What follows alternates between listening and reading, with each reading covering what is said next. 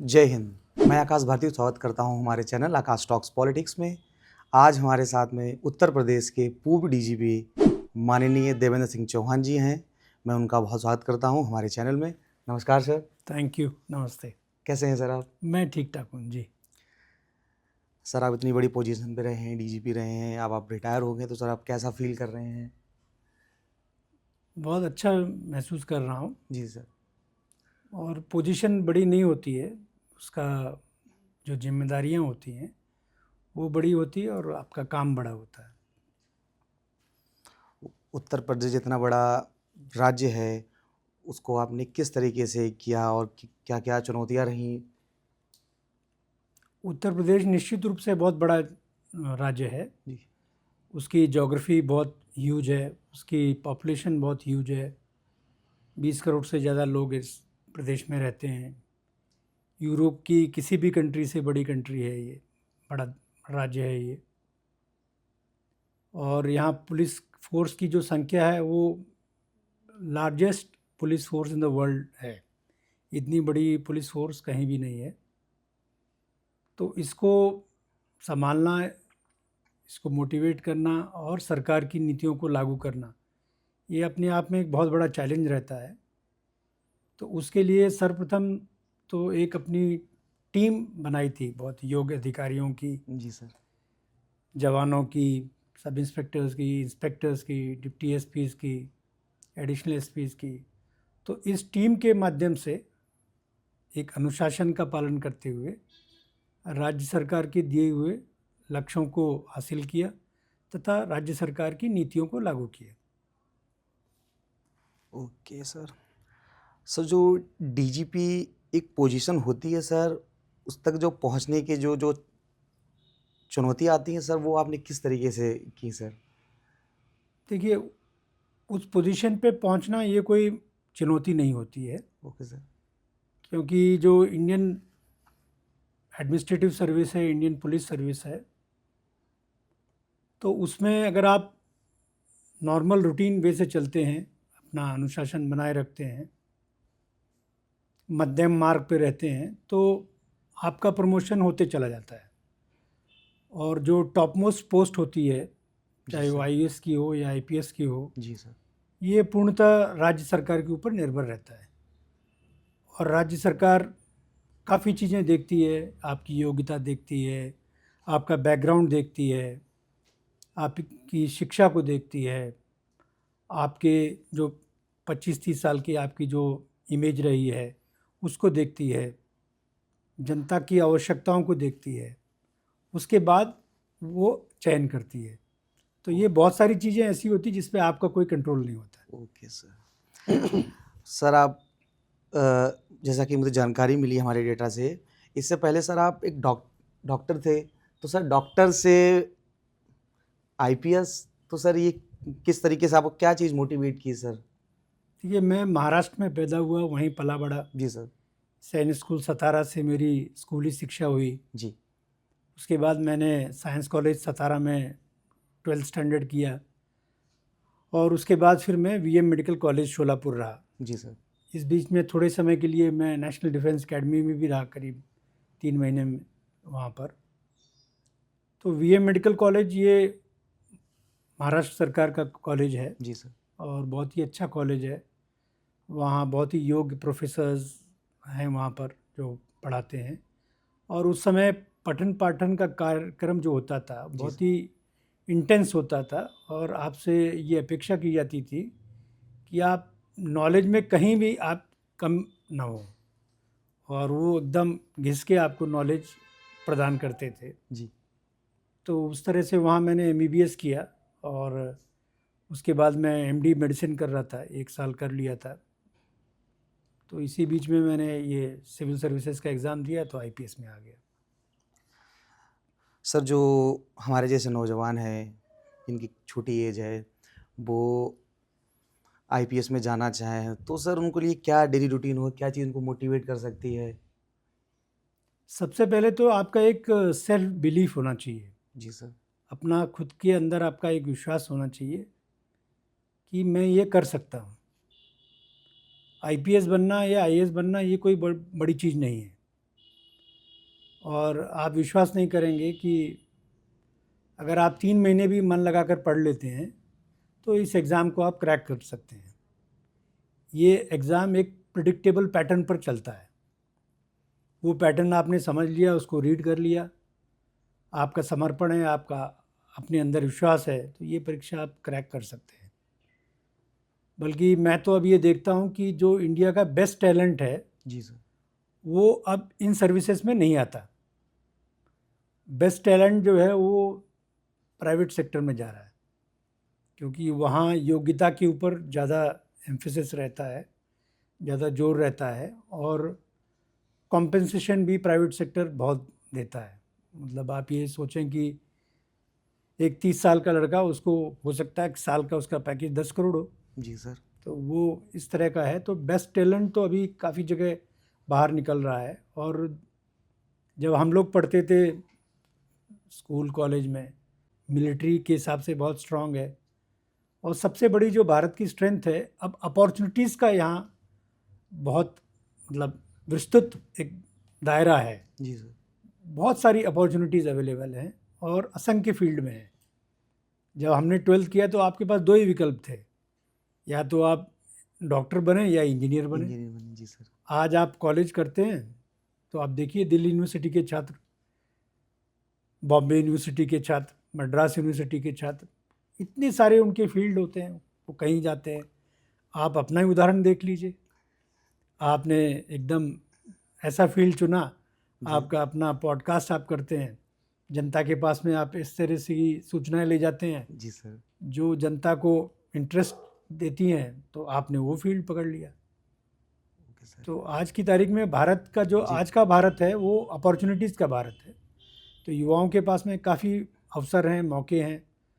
तो I think you can do very well here. Sir जैसा कि आपने बताया 3 पर्याप्त, तो सर तो 3 महीने का शेड्यूल रहेगा कि इतने घंटे पढ़ना चाहिए। बच्चों के अंदर बहुत ज़्यादा स्ट्रेस हो जाता है कि 17 घंटे 20 घंटे पढ़ना है। ये भी एक मिथक जो मुझे ऐसे लगता है कि कोचिंग इंस्टीट्यूट्स ने बनाया है कि आपको 17 घंटे पढ़ना है, 18 घंटे पढ़ना है। मुझे नहीं लगता कि आपको इतना पढ़ना है। अगर आप 7-8 घंटे भी मन लगाकर पढ़ लेते हैं और एक कंसेप्चुअल क्लैरिटी आप डेवलप करते हैं, जी सर। तो आपको इतनी पढ़ाई पर्याप्त है। मैं तो डेली अपना खेल का रूटीन मैंने कभी नहीं तोड़ा था। जी कितनी सर। भी पढ़ाई हो तो डेली मैं 2 घंटे खेलता था, जल्दी सो जाता था और जल्दी उठता था। मेरा इसमें बहुत विश्वास है कि ब्रह्म मुहूर्त में जो उठकर पढ़ाई करता है, जी मेहनत सर। करता है, उसको विद्या बहुत आसानी से हासिल हो जाती है। तो ये सुबह उठना बहुत ज़रूरी है। आजकल के युवाओं में मैं देखता हूँ कि बहुत लेट उठते हैं, बहुत जी देर तक सर। सोते हैं, देर तक रात में जागते हैं। जी सर। तो ये उनका अपना जीवन शैली है, उसमें भी बहुत सक्सेस स्टोरीज़ हैं आपके पास में।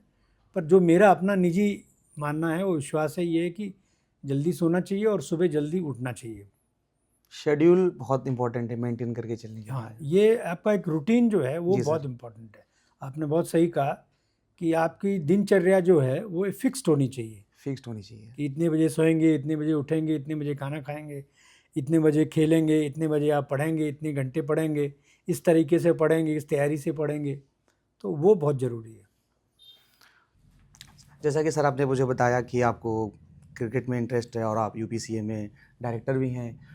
सर कुछ युवा जो खेल में बहुत ही रुचि रखते हैं, तो सर वो क्या करें?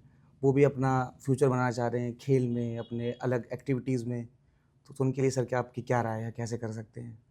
आज के समय में हिंदुस्तान में स्पोर्ट्स एक प्रॉपर करियर आप बना सकते हैं। Yes sir.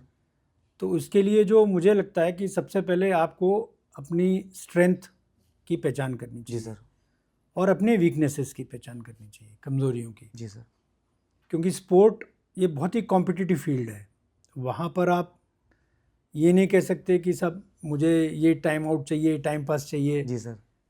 तो आपको फिर अपनी रुचि देखनी होती है। अगर आप फुटबॉलर बनना चाहते हैं तो आपको देखना पड़ेगा कि आपकी मसल स्ट्रेंथ कितनी है, आपके पैरों में कितनी जान है। आपको क्रिकेटर बनना है तो आपका दिमाग, आपका हैंड आई कोऑर्डिनेशन, आपका स्टैमिना, ये सब चीज़ आपको देखनी पड़ेगी। तो जिसके लिए बहुत अच्छे कोच की ज़रूरत होती जी है। सर। वो आपको कोच करके पहचान करके बता सकता है। और जब अच्छा कोच मिल जाए फिर कोच के प्रति समर्पण रखिए और उसके कहे अनुसार अपने आप को डेवलप करिए। जैसे आप क्रिकेट चुनते हैं जी सर। तो कोच 1 मिनट में देख के बता देगा कि भाई आप अच्छा बैट्समैन बनेंगे या अच्छे बॉलर बनेंगे, जी सर। और बॉलर में भी आप स्पिन बॉलर अच्छे बनेंगे या फास्ट बॉलर बनेंगे, तो कोच बता देता है। तो इस तरह से एक साइंटिफिक तरीके से आपको ये सब्जेक्ट अप्रोच करना चाहिए स्पोर्ट्स कैरियर का। और उसके बाद जैसे जैसे आप एक एक पायदान ऊपर चढ़ते चले जाएं तो उतनी ही और समर्पण और प्रोफेशनलिज्म लानी चाहिए। क्योंकि जी सर। स्पोर्ट्स में क्या होता है कि चांस बहुत होता है, एलिमेंट ऑफ चांस। जी सर। जैसे क्रिकेट हैं, आप बहुत अच्छे शानदार बैट्समैन हैं, अब पता चला कि एक क्रूशल मैच है उसमें आप नहीं चल पाए, 0 रन बने आपके, तो आपका जो पूरा सिस्टम होता है, सिलेक्टर है, ये कोच हैं, ये सब कहेंगे अरे साहब ये परफॉर्म नहीं कर पाता। और उसके उलट ये है कि आप मान लो रिजर्व में हैं, जी सर। आपका मेन बैट्समैन जो है, स्ट्राइक बैट्समैन जो है, वो किसी वजह से बीमार हो गया, वो नहीं खेल पा रहा, आपको चांस मिल गया, आपको टीम ने उतार दिया, आपने सैकड़ा मार लिया, आप स्टार हो गए। तो ये चांस होता है, तो वो चांस आपको वो जगह नहीं दिला पाएगा। वो आपका हार्डवर्क, सिस्टमेटिक तरीके से आप इस पर कैसे काम करते हैं, और फिर आप ईश्वर में विश्वास रख के ईश्वर के ऊपर छोड़ दीजिए, ईश्वर आपको ले जाएगा, आपको मंजिल ज़रूर मिल जाएगी। आपको मेहनत करेंगे तो ज़रूर मंजिल मिलेगी। तो सर आप बैटिंग करते हैं कि बॉलिंग करते हैं सर, आपको क्या पसंद है? मैं बेसिकली ऑलराउंडर हूँ। मैं ओपनिंग बैटिंग करता था और ओपनिंग बॉलिंग करता था। ओके सर, आपका फेवरेट क्रिकेटर कौन है? मेरा फेवरेट क्रिकेटर जो है वो महेंद्र सिंह धोनी है, क्योंकि महेंद्र सिंह धोनी क्रिकेट की उन सभी बारीकियों पे बहुत ध्यान देते हैं जिसकी आवश्यकता इंटरनेशनल क्रिकेट में बहुत होती है। जी सबसे सर। पहले वो अपनी फिजिक हेल्थ पर फिटनेस पे ध्यान देते हैं, जी सर। फिर वो रियाज़ करते हैं, प्रैक्टिस करते हैं, फिर अपनी कमियों को दूर करने की कोशिश करते हैं, और लास्ट बट मोस्ट इम्पॉर्टेंट, वो टोटली कमिटेड हैं अपने स्पोर्ट्स के प्रति, अपने खेल के प्रति। जी सर। तो इसलिए देखते हैं कि इस सीज़न में भी आईपीएल में वो खेल रहे हैं, और पहली मैच में उन्होंने क्या लाजवाब स्टंपिंग की है। जी सर। मतलब फ्रैक्शन ऑफ सेकंड में उन्होंने स्टंप आउट कर दिया, बॉल कलेक्शन किया और फ्रैक्शन ऑफ सेकंड में बेल उड़ा दिया उन्होंने। तो महेंद्र सिंह धोनी, फिर उनकी स्ट्रैटेजी बहुत है, क्रिकेट एक स्ट्रैटेजी का गेम है। जी सर। क्रिकेट में और फुटबॉल में थोड़ा ये अंतर है कि फुटबॉल में स्ट्रेटजी की इतनी वैल्यू नहीं है जितनी क्रिकेट में है, और cricket almost it's like 2 आर्मीज fighting a battle. तो जैसे लड़ाई के मैदान में आपकी जो जो चीज़ों की आवश्यकता होती है वही क्रिकेट में है, जी सर। और दिमाग का बहुत वहाँ काम है। तो वो महेंद्र सिंह धोनी के अंदर है, स्ट्रेटजी के वो मास्टर हैं, और इसीलिए वो इंडिया को इतना जिताते आए हैं, और 5 ट्रॉफी उन्होंने आईपीएल में चेन्नई सुपर किंग्स को जिताई हैं। तो he is my favourite cricketer. Okay sir. Sir जैसे कि मैं अपना रोल मॉडल अपने पिताजी को मानता हूँ, कुछ फिक्शनल कैरेक्टर भी हैं उनको भी मैं अपना रोल मॉडल मान लेता हूँ, इंस्पायर कर देता है मुझे कुछ ना कुछ चीज़ें। तो सर क्या लाइफ में रोल मॉडल होना ज़रूरी है? क्या हम उनसे मोटिवेट हो सकते हैं? रोल मॉडल की आवश्यकता नहीं है जी सर। किसी भी इंसान को कामयाब होने के लिए। जी सर। मतलब you may not have a role model and still you can be successful. पर रोल मॉडल होने से क्या होता है कि आपको एक रास्ता दिखाई दे जाता है। जी सर। जैसे मेरे ग्रैंडफादर थे, वो मेरे रोल मॉडल थे। जी सर। वो ब्रिटिश आर्मी में सिपाही थे, जिस कम्युनिटी को बिलोंग करते थे उसके विपरीत वो हर काम करते थे। डिग्निटी ऑफ लेबर मैंने उनसे सीखा। वो उनको इस बात की भी शर्म नहीं होती थी कि साइकिल स्टैंड पे कपड़ा रख के बेचने जाना है, और वो काम सारे काम वो करते थे। और ये था कि उनकी मेहनत की बदौलत ये था कि परिवार जो है वो काफ़ी आगे गया। मेरे पिता आगे गए, मैं आगे आया। तो वो हमारे प्रेरणा के स्रोत थे, रोल मॉडल थे। बाकी फिर जीवन में परिवार के अलावा मैं छत्रपति शिवाजी महाराज को बहुत मानता हूँ, और छत्रपति शिवाजी महाराज आप कह सकते हैं कि मेरे रोल मॉडल हैं। रोल मॉडल है। मैं उनसे वो मेरे लिए उनके मेरे जीवन में भगवान का दर्जा है। और छत्रपति शिवाजी महाराज जैसा बुद्धिमान, बहादुर, ऐसा शख्स आसानी से इस धरती पे आता नहीं है, वो ईश्वरी कृपा से ही आता है। जी सर। तो वैसे छत्रपति शिवाजी महाराज थे। अपने दोस्तों को संभाल के रखना, जी सर। आप अपना दोस्त रूठ जाए तो उसको मना के फिर अपने पास ले आना, और दुश्मन के साथ में जब लड़ाई लड़ें तो मैदान खुद चुनना, न कि दुश्मन के मैदान पे लड़ना। गुरिल्ला वॉर जो आप कहते हैं, वो इस देश में सबसे पहले ये दो लोग थे जिन्होंने गुरिल्ला वॉरफेयर का उपयोग किया। छत्रपति शिवाजी जी सर। महाराज ने किया और महाराणा प्रताप ने महाराणा किया। प्रताप जी ने, जी। तो ये उसके प्रणेता हैं भारत में जो है। जी सर। और मॉडर्न आउटलुक रखना, एक राजा को मॉडर्न आउटलुक रखना चाहिए, वो पुरानी दकियानुसी बातों में नहीं फंस सकता जो है। तो छत्रपति शिवाजी महाराज ने मॉडर्न नेवी खड़ी की, मॉडर्न आर्टिलरी खड़ी की अपनी फौज में। जी सर। तो ये उस समय कोई नहीं करता था। तो ऐसी सोच आपकी राजा की होनी चाहिए जो बहुत फॉरवर्ड लुकिंग हो। तो वैसे वो थे, और समाज के हर वर्ग को वो जोड़ के रखते थे। अगर आप कभी ये इस पे विचार करें, जी सर, तो बहुत अच्छे लेखकों ने लिखा भी है कि छत्रपति शिवाजी महाराज के लिए लोग हंसते हंसते जान दे देते थे। आपको मैं एक नाम बताऊं, बाजी प्रभु देशपांडे। जी सर। उनके जनरल थे और खिंडी की लड़ाई बोलते हैं। तो खिंडी की लड़ाई में उन्होंने महाराज को बिल्कुल धक्का दे के बाहर कर दिया कि आप जाइए, मैं लड़ूंगा, और जब आप पहुंच जाएं, किले पे सेफ हो जाएं, तो तोप की सलामी आप दे दें, 3 तोप चला दें, तो मैं समझ जाऊंगा कि आप पहुंच गए। और उन्होंने हंसते हंसते अपनी जान दे दी। न उनकी बिरादरी के थे, न उनके इसके थे, लेकिन ऐसे असंख्य लोग थे जो उनके लिए जान देने के लिए तैयार रहते थे। तो समाज के हर वर्ग को, हर अंग को जोड़ के रखना, ये राजा का काम होता है। तो वो उन्होंने बखूबी किया। और उनके आर्मी में बहुत सारे मुस्लिम समाज से भी लोग थे। जी सर। क्योंकि वो प्रोफेशनल आर्मी खड़ी की थी। जी सर। उनके यहाँ ये मनाही नहीं थी कि आप मुसलमान हैं तो मेरी आर्मी में नहीं हो सकते, आप अच्छे योद्धा हैं, आप मेरी आर्मी में हो सकते हैं। तो उन्होंने बहुत अच्छा रोल प्ले किया, इसलिए उनकी आर्मी जो है कभी हारी नहीं।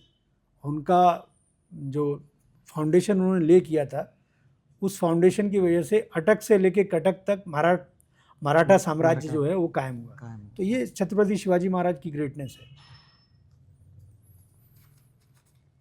सर, कुछ क्वेश्चंस आपसे पूछेंगे जो डीजीपी रहते हुए आपने कार्य किए हैं।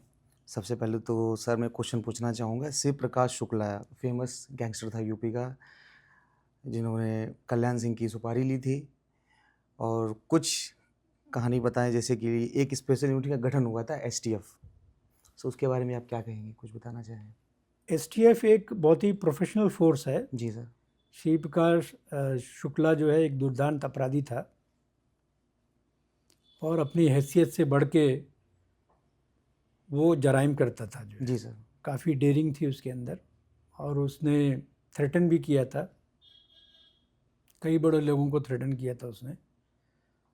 तब ये STF का गठन किया गया, और STF में पहले दिन से ये कल्चर रहा। मैं IG STF रहा हूँ। जी सर। तो STF में एक कल्चर है कि यहाँ ट्रेनिंग बहुत अच्छी करते हैं, नंबर 1। जी सर। और किसी भी चीज़ में अगर आपको सक्सेस पाना है तो ट्रेनिंग अच्छी होनी चाहिए। जी सर। दूसरा, टेक्नोलॉजी में माहिर है वो। अपराधी अगर आज टेक्नोलॉजिकली 10 अंक में से 6 अंक पर है, तो STF 9 अंक पर है। मतलब 3 पायदान की लीड होती है STF की। तो टेक्नोलॉजी में बहुत आगे रहता है। और अगला जो इम्पोर्टेंस है, STF एक छोटा फोर्स है। जी सर। संगठित फोर्स है। अगर आपको कामयाबी पानी है तो फोर्स आपका छोटा रहना चाहिए, क्योंकि जब बड़ा फोर्स हो जाता है तो गोपनीयता नहीं रहती, डिसिप्लिन के इश्यूज आते हैं। तो STF ने इसकी वजह से इस पर बहुत काम किया, और बहुत अच्छे अच्छे अधिकारी इसमें रहे हैं। तो जिसकी वजह से STF को लगातार इसमें सक्सेस मिलता रहा, और उन्होंने श्री प्रकाश शुक्ला को भी न्यूट्रलाइज किया। उस समय दिल्ली NCR के आसपास जितने SPs रहते थे हर ज़िले में, जी सर, मैं उस समय नोएडा में था, तो हम सब लोग लगे रहते थे कि श्री प्रकाश शुक्ला को जो है या तो अरेस्ट करना है या उसको जो है न्यूट्रलाइज करना है। लेकिन वो सक्सेस STF को मिला, इसमें एक हमारे आईपीएस अफसर होते थे जिनको हम लोग पक्का साहब कहते थे, जी सर। एसएन सिंह साहब जो है, तो उनका बहुत योगदान था। और उनकी जो जो क्रूशल इंटेलिजेंस थी जिसकी वजह से वो मारा गया, वो उनके द्वारा ही उपलब्ध कराई गई थी। वो उस समय डीआईजी गोरखपुर होते थे जो है। जी सर। और उन्होंने इतना पेनिट्रेशन किया था इंटेलिजेंस के माध्यम से कि जो उसकी माशूका थी उसके घर में वो पेनिट्रेट कर गए थे और उनके घर के फ़ोन्स के माध्यम से इंटेलिजेंस कलेक्ट कर रहे थे, और जिसकी वजह से वो काम सफलतापूर्वक हुआ जो है। सर डायरेक्ट एसटीएफ में नहीं जा सकते हैं? डायरेक्ट एसटीएफ में नहीं जा सकते हैं। एसटीएफ की एक रिक्रूटमेंट की अपनी एक प्रणाली है। जी सर। तो उस प्रणाली के माध्यम में जब आपको वो सर्टिफाई कर लेते हैं कि भाई ये हमारे लिए योग्य है, जी सर, तभी आप जा सकते हैं। तभी जा सकते हैं। सर पिछले 2017 से ऑलमोस्ट 13 एनकाउंटर हुए हैं, जिनमें से 207 क्रिमिनल मारे हैं, और एनकाउंटर जिसमें से मुस्लिम सबसे ज़्यादा संख्या थी सर, और उसके बाद ब्राह्मण, ठाकुर। ये सर पॉलिसी सीधा एनकाउंटर वाली रखना है या फिर ह्यूमैनिटेरियन ग्राउंड से? देखिए, पुलिस एनकाउंटर के पीछे सबसे पहले जो लोग सुनना नहीं चाहते हैं या समझना नहीं चाहते हैं, जी सर। वो ये है कि पुलिस को अपने आप में कोई शौक नहीं होता किसी को मारने का। जी सर। अगर आप वैसे देखें, रूटीन में देखें, इतने सालों से पुलिसिंग चल रही है, मेरा 35 साल का कैरियर रहा, मैंने तो ऐसा कोई पुलिसमैन देखा नहीं कि जो सुबह उठते ही कहे कि नहीं मुझे आज किसी को मारना है। जी सर। पुलिस अपने आप से नहीं मारती। जब अपराधी बहुत दुर्दांत हो जाता है और समाज में उसका आतंक हो जाता है और समाज त्राही त्राही करने लगता है, तब फिर पुलिस एक्शन में आती है। और उसके बाद में फिर राज्य सरकार की नीतियाँ, ये बहुत ज़रूरी होता है। चुनी हुई सरकार कौन सी नीति अडॉप्ट करती है, जो उनको ठीक लगता है वो अडॉप्ट करते हैं। जी सर। अगर राज्य सरकार की पॉलिसी क्लियर कट है, मजबूत है सोच में, और पुलिस फोर्स को सपोर्ट करती है, तो पुलिस फिर अच्छे रिजल्ट देती है। और इसी वजह से ये पुलिस एनकाउंटर्स होते हैं। रही बात, आपने जाति का कुछ बताया, कुछ धर्म का बताया। जी सर। तो पुलिसमैन, जब मैं पुलिस में शामिल हुआ, मेरी ट्रेनिंग में जी सर। जो शुमार था वो आज भी पुलिस की ट्रेनिंग में शुमार है। पुलिस के लिए अपराधी अपराधी होता है। हम उसकी बस क्राइम हिस्ट्री देखते हैं, जनता में उसका खौफ देखते हैं, उसके क्रियाकलाप देखते हैं। इसके अलावा हम लोग कुछ नहीं देखते। हमारे यहाँ ऐसा कोई पुलिस रिकॉर्ड एग्जिस्ट नहीं करता जिसमें हम लिखें कि साहब इस अपराधी की ये जात है, इसका ये धर्म है, ये इस धर्म का पालन करता है। हमारे पास जो रिकॉर्ड होते हैं, डॉक्यूमेंट होते हैं, बस क्राइम उसका होता है। आप लोग सिर्फ क्राइम देखते हैं, कोई धर्म जात नहीं? हाँ, हम लोग we don't look into this. Okay sir. Sir आप विजिलेंस में इंटेलिजेंट और डीजीपी रह चुके हैं, जो क्राइम डायरेक्ट जेल से ऑपरेट होते हैं, करप्शन और पुलिस के साथ गांठ से जो उन पर कैसे रोक लगाया जाए? जैसे कि लॉरेंस बिश्नोई जेल में है लेकिन उसके गुर्गे बाहर हैं, धमकियां देते हैं, तो सर ये चीज़ें कैसे हो रही हैं बाहर? देखिए, जो आप जो इशू बता रहे हैं जी वो है सर। क्राइम का और करप्शन का, जी सर। और नेक्सस का। जी सर। पुलिसमैन पॉलिटिकल नेक्सस अपराधियों के साथ में जो है, तो हर समाज में हर तरह के लोग होते हैं। वैसे ही पुलिस विभाग में भी there are some bad apples, but very negligent number, बहुत कम नंबर में है। Okay sir. तो पुलिस विभाग का इंटरनल मैकेनिज्म होता है ऐसे लोगों को आइडेंटिफाई करना, इनको दुरुस्त करना, उनको दुरुस्त होने के लिए मौका देना, उनकी दोबारा से ट्रेनिंग करवाना। और अगर उसके बाद भी अगर वो नहीं सुधरते हैं तो हमारे यहाँ बहुत एग्जेम्पलरी पनिशमेंट होता है। पुलिस में जब मैं शामिल हुआ था तो पुलिस में ये चर्चाएं आम रहती है कि ये एकमात्र डिपार्टमेंट ऐसा है सरकार का जिसमें सबसे पहले सज़ा दी जाती है। जी सर। तो ये सभी पुलिसमैन कहते थे, आईपीएस भी कहता था, सिपाही भी कहता था, पीपीएस भी कहता था कि ज़रा आपसे गलती हुई तो आप जो है यू बी पनिश्ड। तो पनिशमेंट एक यहाँ बहुत स्ट्रांग मेजर है पुलिस में। इनडिसिप्लिन अलाउ नहीं करते हैं। तो ऐसे लोगों को आइडेंटिफाई करते हैं, हम लोग कार्रवाई करते हैं। अब रही बात कि कौन सा अपराधी कितना अनबड़ हो रहा है, जी सर। तो वो समय की बात होती है, समय का फेर होता है। किसी अपराधी का लक होता है तो उसको लंबी रस्सी मिल जाती है, जी सर। और किसी का लक नहीं होता उसको छोटी रस्सी मिलती है। लेकिन इतना मैं ज़रूर कह सकता हूँ कि he is guillotine at the end of the day, मतलब वो इंसाफ जरूर होगा उसका, इंसाफ होगा जरूर। चाहे न्यायालय में इंसाफ हो, और अगर वो इतना मनबड़ है कि पुलिस के ऊपर हमला करेगा तो पुलिस इंसाफ करेगी। तो पुलिस को पूरा राइट है, ये मैं अपनी तरफ से नहीं बता रहा हूँ, जी ये सर। कानून में पुलिस को राइट है, राइट टू सेल्फ डिफेंस। आपको भी है जी सर। कि अगर कोई आपके ऊपर हमला करे तो आप उसके हमले का जवाब दे सकते हैं, जिसमें उसकी मृत्यु हो सकती है। तो वैसे ही पुलिस है। हम लोग जब पहले अपराधियों को अप्रोच करते हैं तो सबसे पहले हम यही अप्रोच करते हैं कि भाई तू आ जा, आके अपना सरेंडर हो जा, थाने पे आ जा या कोर्ट में चला जा। जी सर। बाहर अगर रहेगा तो ठीक नहीं होगा जो है। तो 100 में से 90 अपराधी तो अपने आप पुलिस के पास आ जाते हैं कि भाई साहब आप हमें इस केस में तलाश कर रहे हैं, मैं ये हूँ, आप हमारी अरेस्टिंग कर लीजिए। सरेंडर कर देते हैं सर। बस आप उसको सरेंडर कह सकते हैं, आप उसको ये भी कह सकते हैं कि उनके अंदर अब ये भाव जाग गया कि अब ये ज़्यादा दिन तक ऐसा नहीं चल पाएगा, चल नहीं पाएगा। तो let us go to the police. सच में कानून के हाथ लंबे होते हैं। हाँ, कानून के हाथ तो निश्चित रूप से लंबे होते हैं, इसमें कोई दो राय नहीं है। सर अभी तक आपका सबसे टफ टास्क कौन सा रहा है, कुछ बताइए सर। देखिए, सबसे टफ जो टास्क था जो मैंने किया है, जी सर। जब मैं आईजी सीआरपीएफ एंटी नक्सल ऑपरेशन छत्तीसगढ़ में था, जी सर। तो मेरे सबसे टफ टास्क था, सबसे पसंदीदा टास्क था मेरा वो, बहुत ही चैलेंजिंग था। और ऐसे समय मैं वहाँ गया था जब नक्सलियों का अपहरण था और जंगल में केवल सीआरपीएफ रहती थी। जी सर। जितने सारे फॉरवर्ड पोस्ट थे वो सीआरपीएफ ऑक्युपाई करती थी, और उन पोस्टों पे जाना अधिकारियों के लिए केवल हेलीकॉप्टर से संभव था।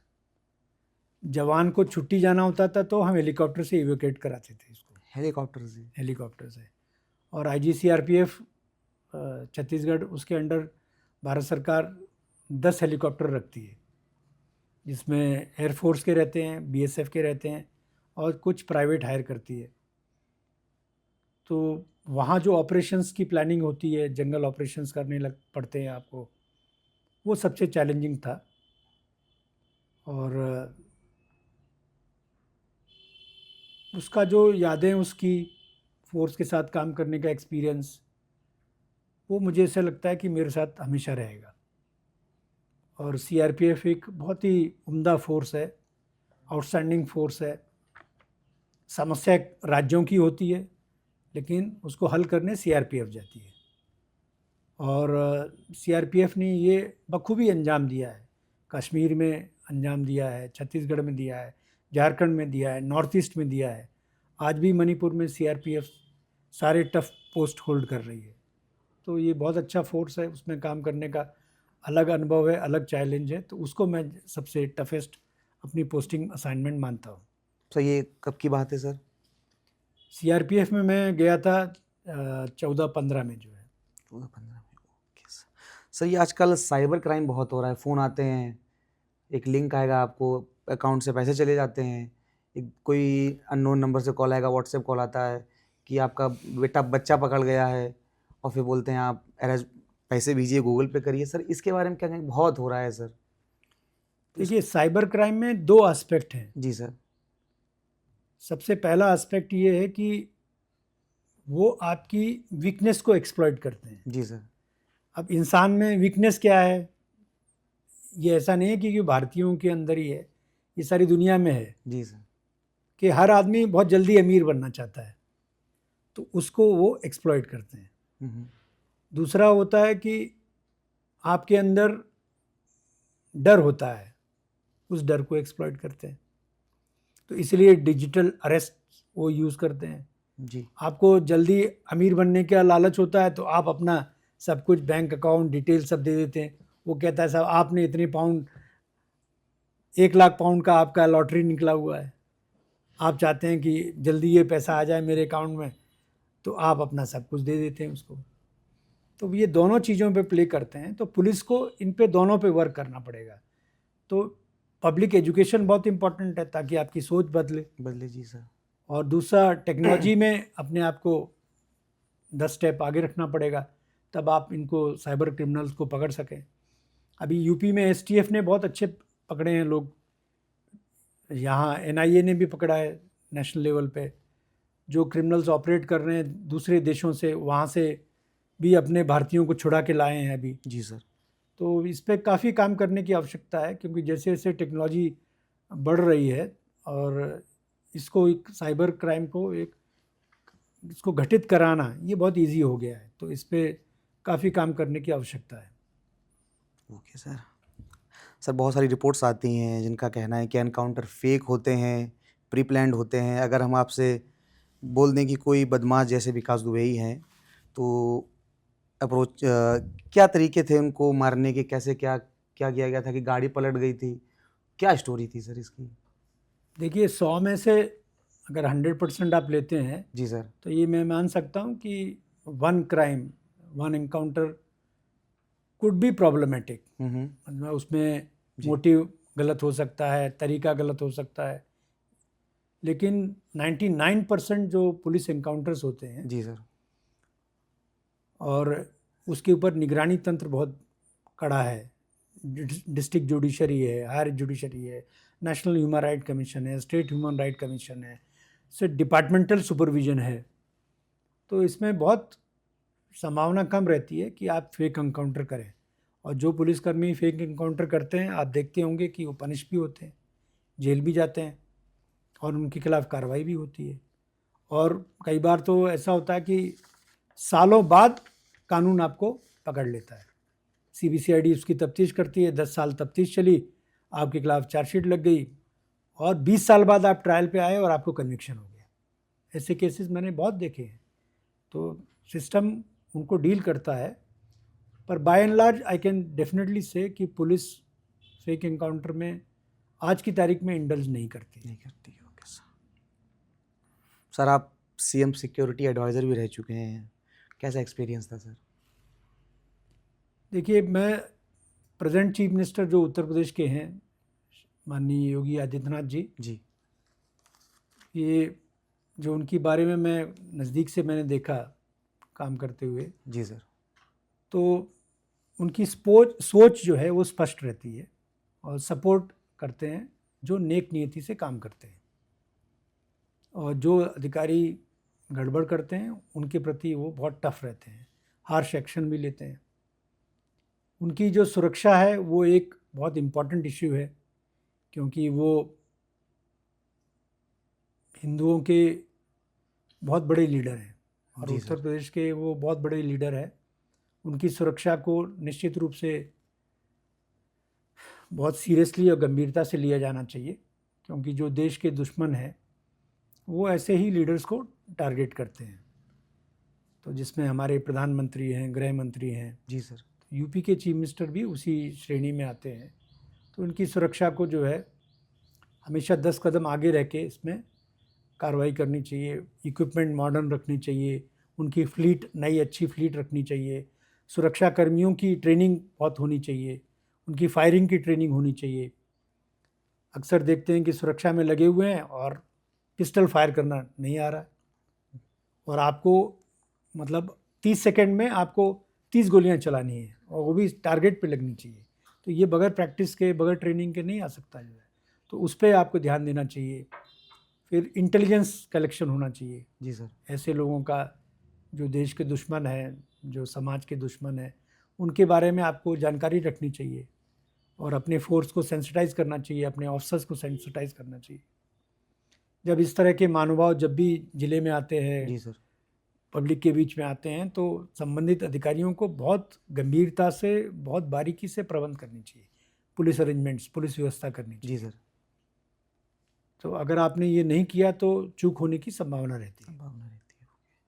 सर योगी जी बहुत ज़्यादा बुलडोज़र बाबा बोले जाते हैं हर जगह।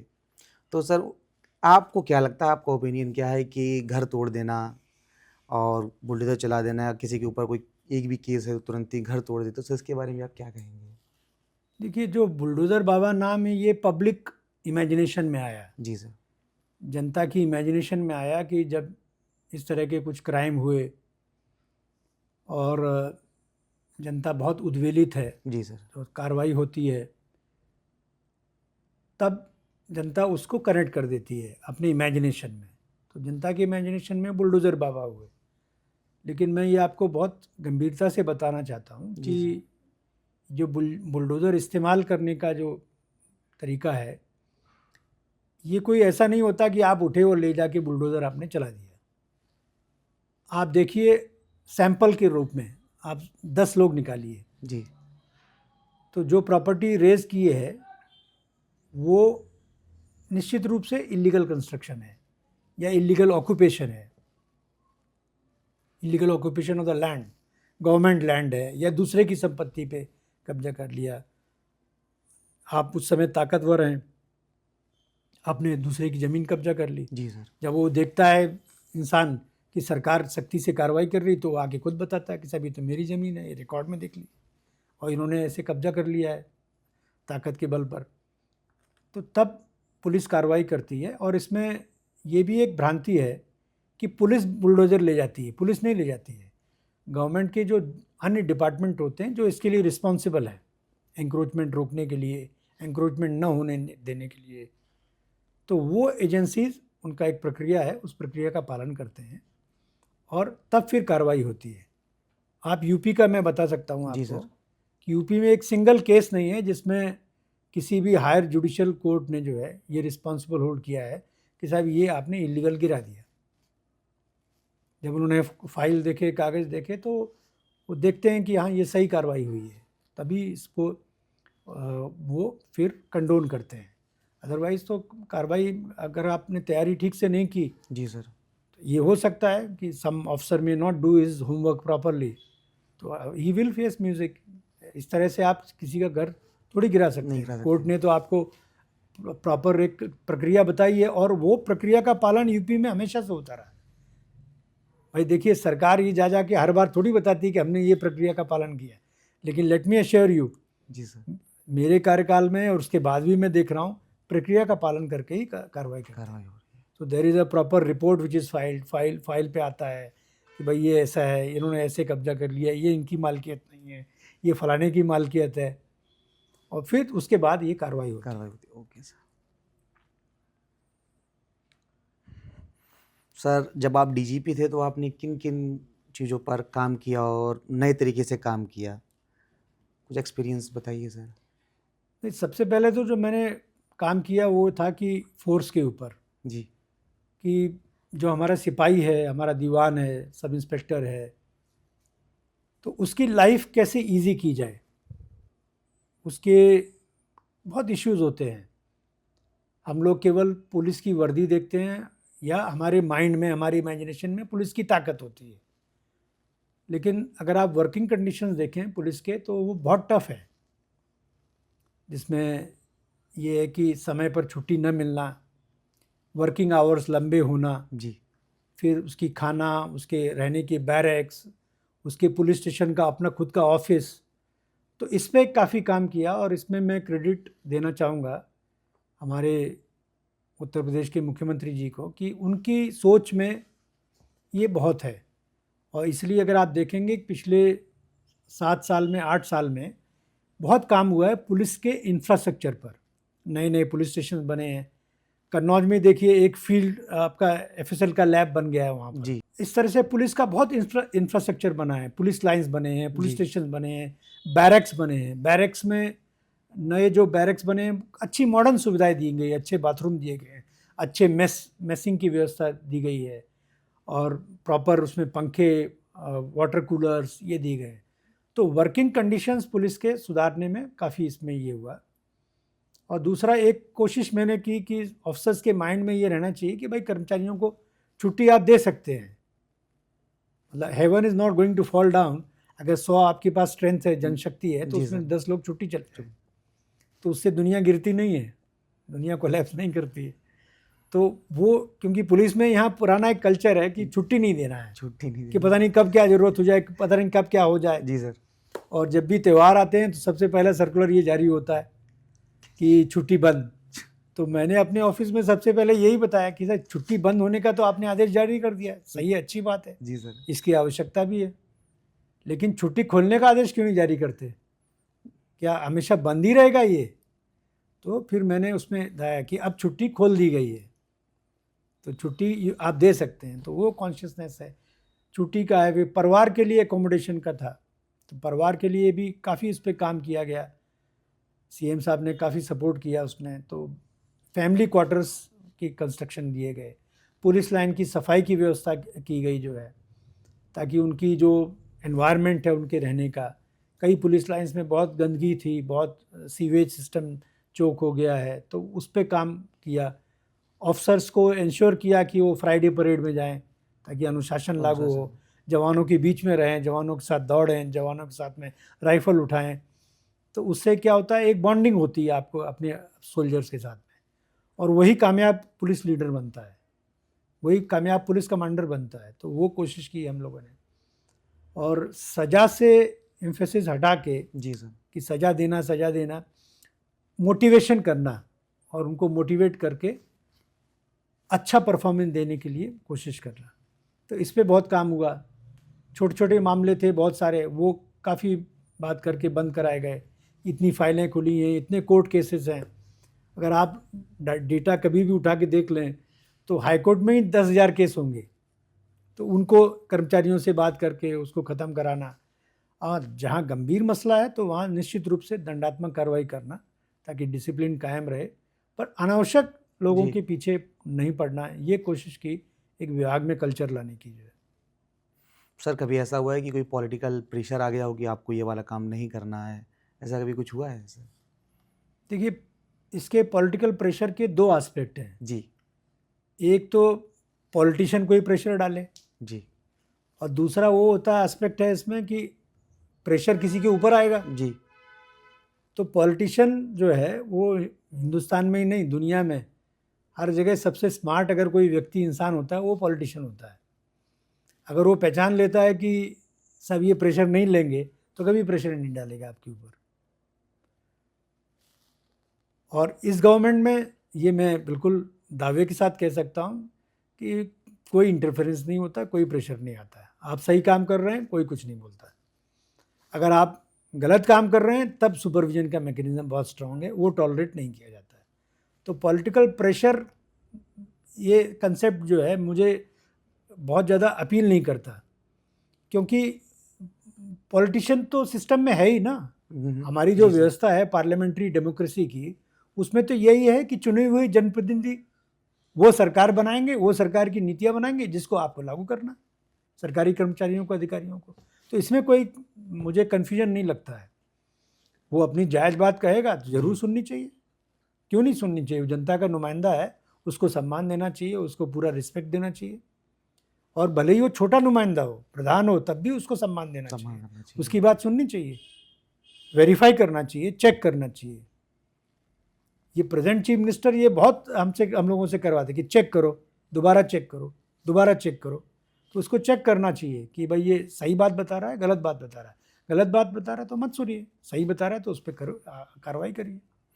तो सर आपको क्या लगता है कि सपा गवर्नमेंट ने और बीजेपी गवर्नमेंट में इंटरफेयर्स किनका ज़्यादा होता था पॉलिटिकल पुलिस के बीच में? देखिए, मैंने सभी प्रकारों की पार्टियों की सरकार में काम किया है। जी सर।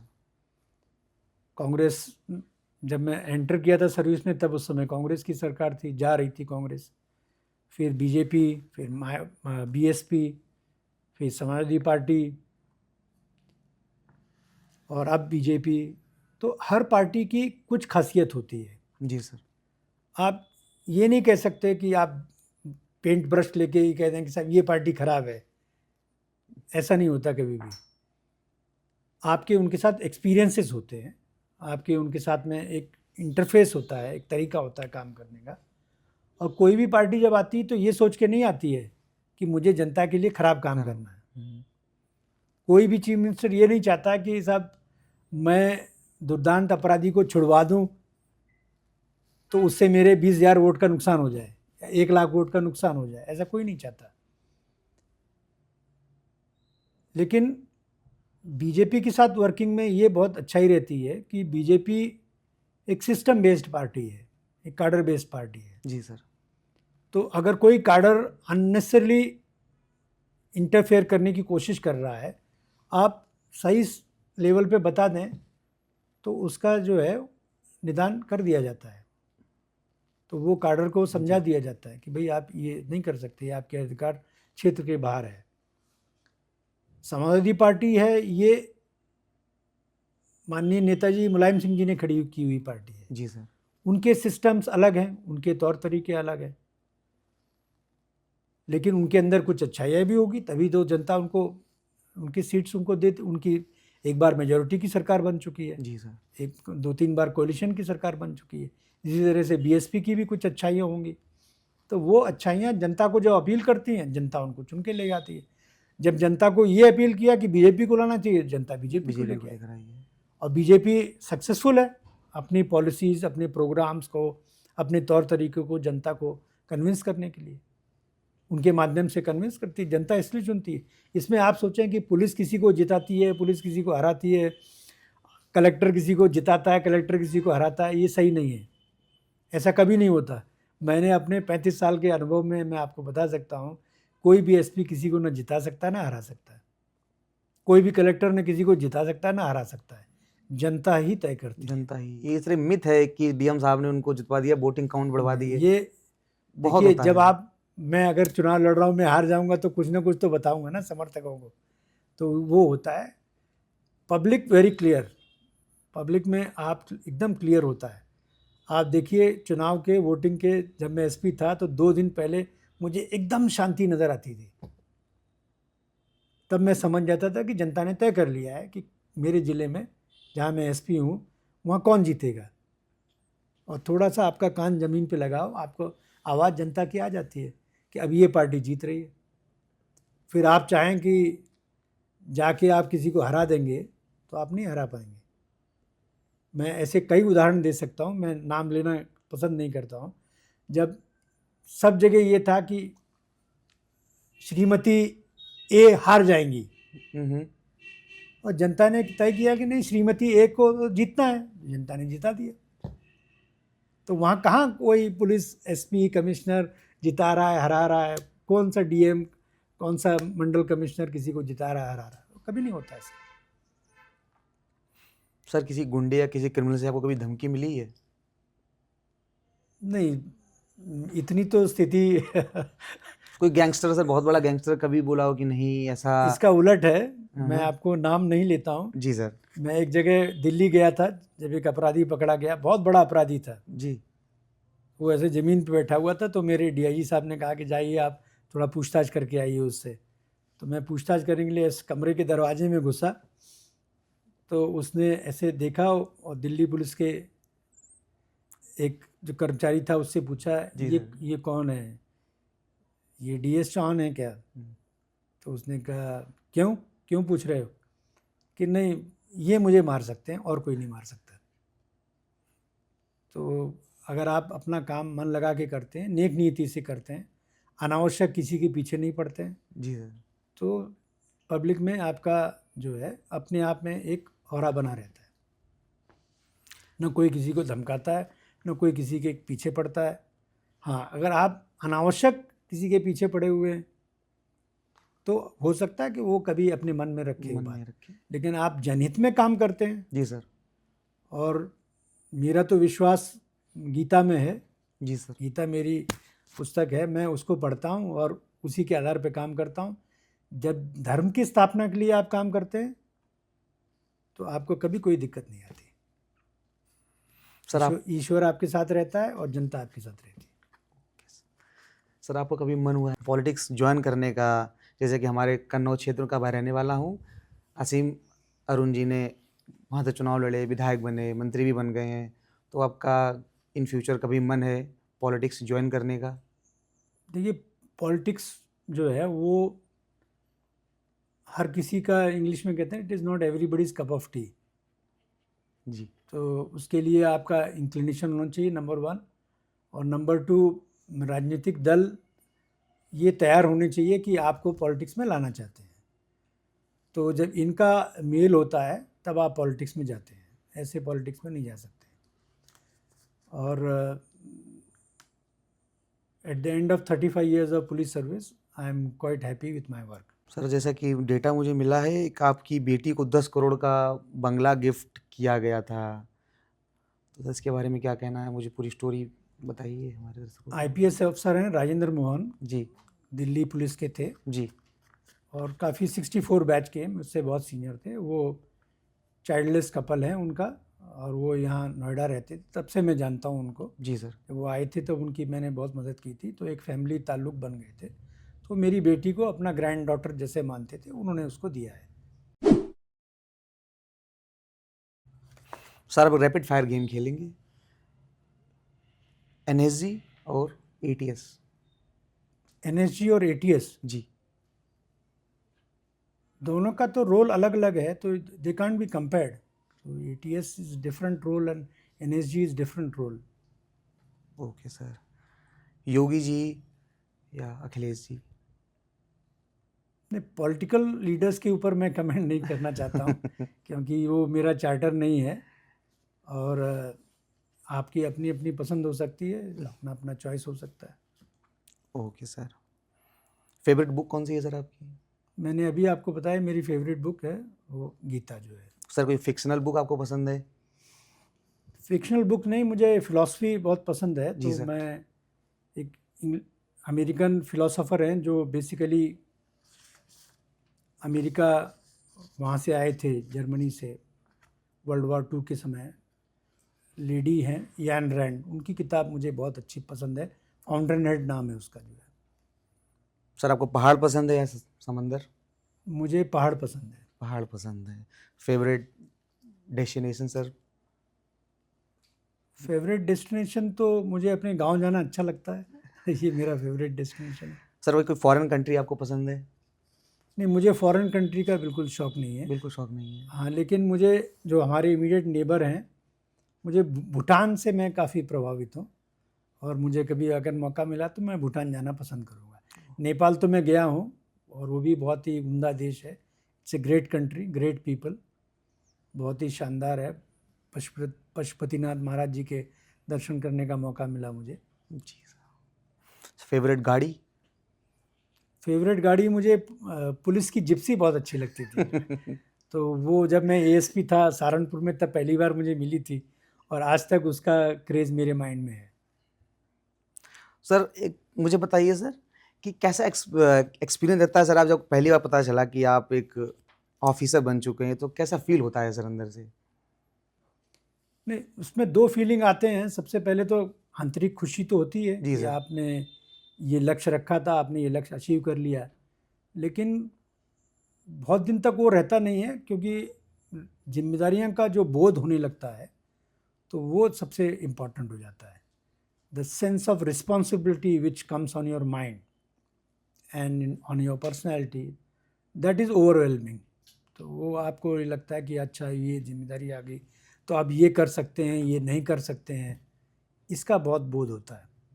महाराष्ट्र से सर आप जब उत्तर प्रदेश में आए, तो सर क्या क्या डिफरेंसेस आपको देखने को मिले? देखिए, महाराष्ट्र एक उस समय भी, जब मैं यहाँ आया हूँ, जी सर। महाराष्ट्र मैंने छोड़ा होगा 86 में, तो तब भी महाराष्ट्र एक प्रोग्रेसिव स्टेट था और इंडस्ट्रियलाइज्ड स्टेट था। और महाराष्ट्र में जाति व्यवस्था ना के बराबर थी। जैसे मैं कॉलेज में पढ़ा, तो मेरे जो रूममेट थे, वो मुझे कभी पता नहीं था कि उनकी क्या जाति है। वो तो जब पास आउट हो गया तब पता चला कि वो अनुसूचित जाति से आते हैं। जी सर। तो ऐसा हम लोग वहाँ सोचते नहीं थे कभी भी कि जाति का क्या असर है। तो महाराष्ट्र बहुत प्रोग्रेसिव स्टेट था। छत्रपति शाहू जी महाराज, महात्मा ज्योतिबा फुले, उनकी पत्नी, फिर हमारे, जैसे मैंने पहले अभी बताया कि हमारे राजा छत्रपति शिवाजी महाराज, जी। वो हर वर्ग को साथ लेके चलते थे। तो ये कल्चर महाराष्ट्र में था।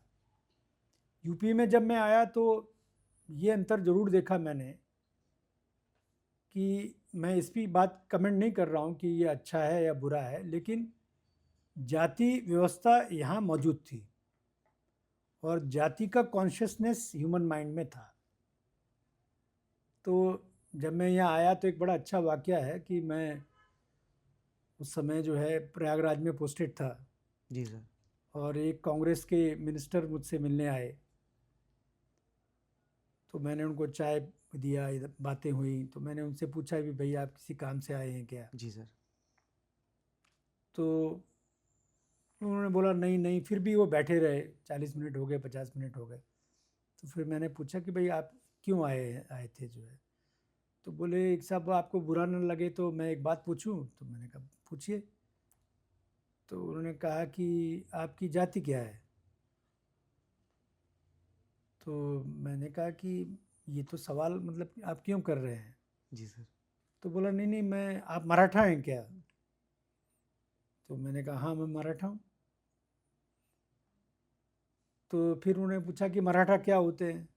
तो मैंने कहा मराठा मराठा होते हैं, जो भी महाराष्ट्र में रहता है वो मराठा होता है। जी।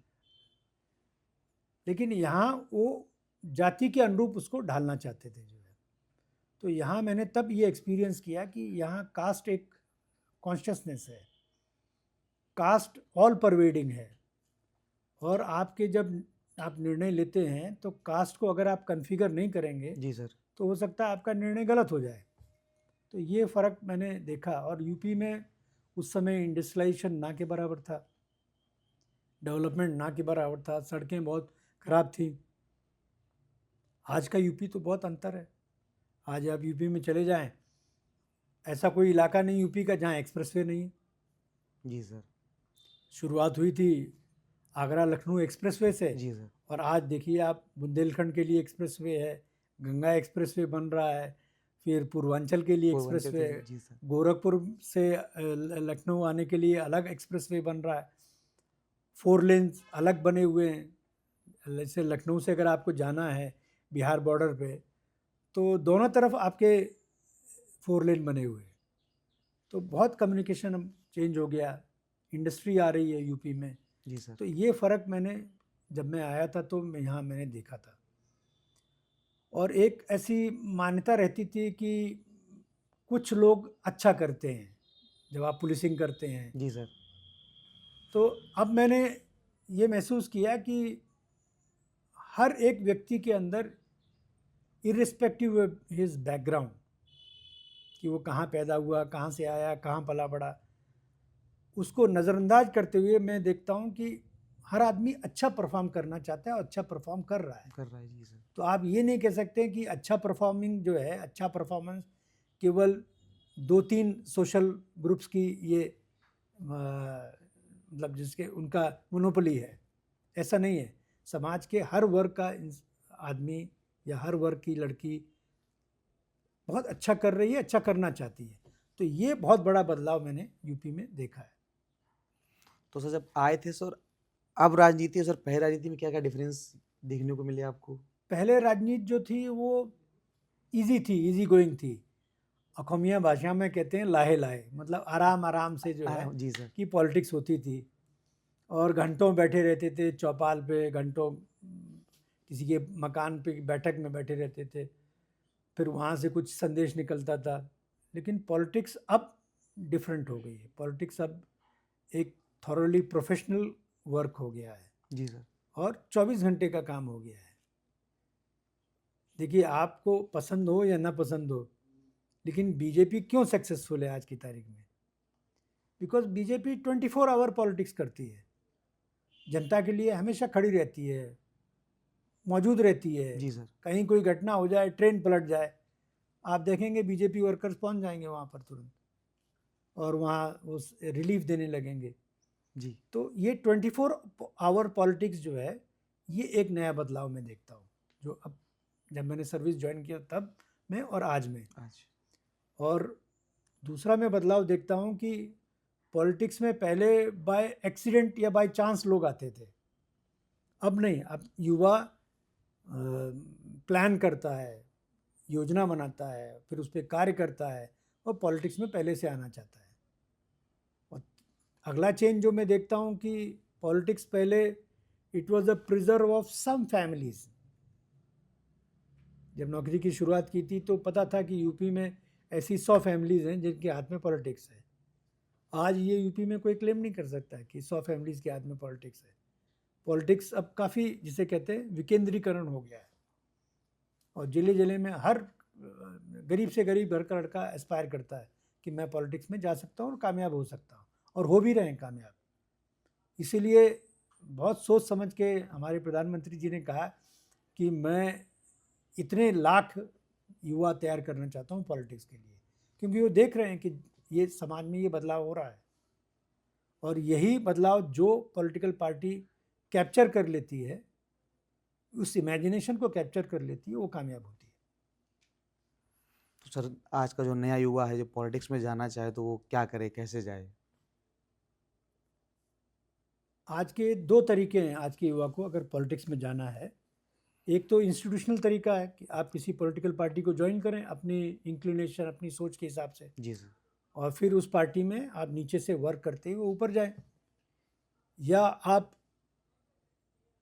अपना एक इंडिपेंडेंट जो एंडेवर है वो आप कर सकते हैं कि भाई मुझे अपना ये काम करना है, मुझे किसी पार्टी की ज़रूरत नहीं है, और आप अपना हार्डवर्क शुरू करिए, समाज की सेवा करना शुरू करिए, लोगों के बीच में रहिए, तो उसमें आप आराम से जा सकते हैं पॉलिटिक्स में। These are the two ways available now. Okay sir. Sir मैं एक चीज़ और पूछना चाहूँगा, एज अ डीजीपी सर क्या पक्ष मिलते हैं, सैलरी सर क्या होती हैं, क्या क्या सिक्योरिटी मिलती हैं? नहीं, ऑनेस्टली बताया जाए तो मुझे तो याद नहीं था कि कितने मुझे पे आती है, मेरा वो कभी इंक्लिनेशन नहीं रहा है। जी सर। मैं तो बस दो ही सवाल पूछता था कि भाई मुझे कितने टैक्स में पैसा जमा कराना है, वो पहले जमा करा दो आप, जी सर। और वो ऑफिस में आके बता देते कि अब आपका लेवल 15 हो गया, लेवल 16 हो गया।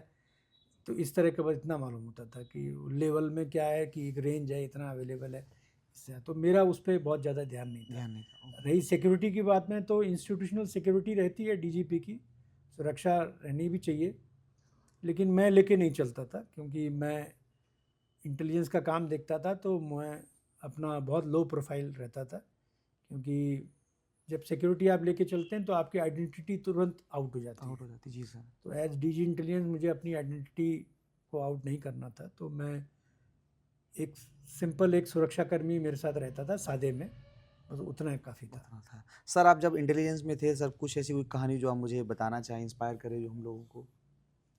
इंटेलिजेंस की कहानियाँ तो कभी बाहर नहीं आती हैं, लेकिन ये है कि इंटेलिजेंस में काम करना मेरे जीवन का सबसे सुखद अनुभव रहा है सर।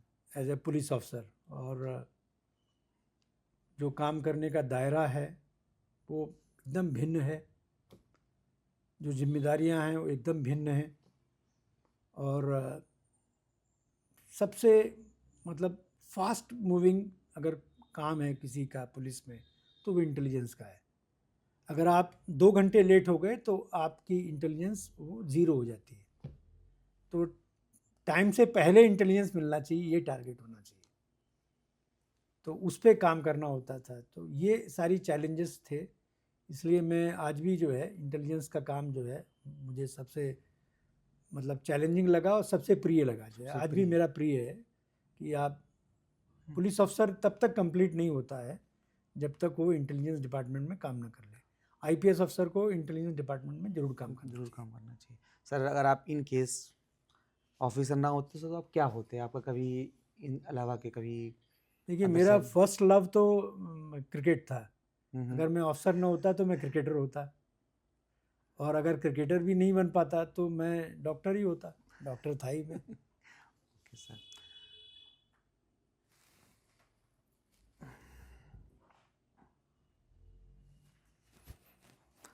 सिविल सर्विसेज की तैयारी आज भी आर्थिक रूप से कमज़ोर बच्चों को पहुँच में नहीं है। आप इसके लिए उन बच्चों को सलाह क्या देना चाहेंगे? सरकार ऐसी योजनाएँ बनाए जिन पर एस्पिरेंट को हेल्प कर सके।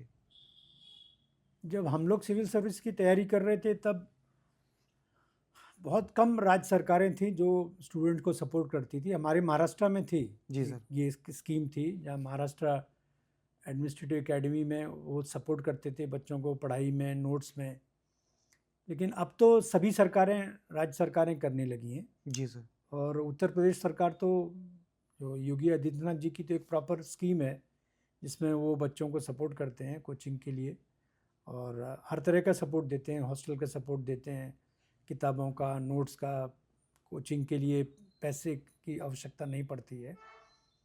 लेकिन जो गरीब बच्चे हैं उनको मैं ये ज़रूर कहूँगा कि पहले आप अपना बेसिक जो ग्रेजुएशन है और पोस्ट ग्रेजुएशन है जी सर, उसको मास्टर करिए।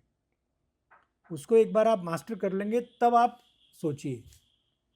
आप पहले दिन से अगर ये सोचने लगें कि मुझे अब आईएएस बनना है, आईपीएस बनना है, तो नहीं होगा। पहले आपकी सोच ये होनी चाहिए कि मुझे नॉलेज एक्वायर करनी है, ज्ञान अर्जित करना, ये सबसे पहले ज़रूरी है। जब आप ज्ञान अर्जित कर लेंगे तब आप किसी भी परीक्षा को आप दे सकते हैं। Okay sir. आप पहले मेडिकल सर्विस, उसके उपरांत एनडीए तथा सिविल सर्विसेज आपने एकेडमिक करियर में वो सब किया है जो एक विद्यार्थियों का सपना होता है। आप आने वाली पीढ़ी के बच्चों को एज एस्पिरेंट क्या मूल मंत्र देना चाहेंगे? ये देखिए, मैं तो हिंदुस्तानी हूँ और मैं अपने हिंदुस्तान के कल्चर में बहुत बिलीव करता हूँ। बगैर गुरु कृपा के आप कुछ नहीं हासिल कर सकते। जी सर। तो आपके जीवन में एक गुरु होना चाहिए, और गुरु दो तरह के हो सकते हैं। भौतिक रूप से आपके सामने हो सकते हैं, या आध्यात्मिक रूप से आप किसी को गुरु मान सकते हैं। जी सर। और जैसे एकलव्य ने अपनी खुद की ट्रेनिंग की थी गुरु की पुतला रख के, वैसे भी एक गुरु, तो गुरु होना चाहिए आपके पास में। तो मुझे तो जो भी हासिल हुआ अपनी गुरु कृपा से हासिल हुआ। मेरी गुरु की बहुत कृपा रही। मैं जहाँ भी रहा अदृश्य रूप से दृश्य रूप से वो मेरे साथ रहे हमेशा, और मुझे तमाम मुश्किलात से बचा के निकाल के ले आए। और मैंने जो भी अचीव किया सब उनकी कृपा से अचीव किया। मेरा अपना अचीवमेंट नहीं है, ये सब गुरु का आशीर्वाद से होता है।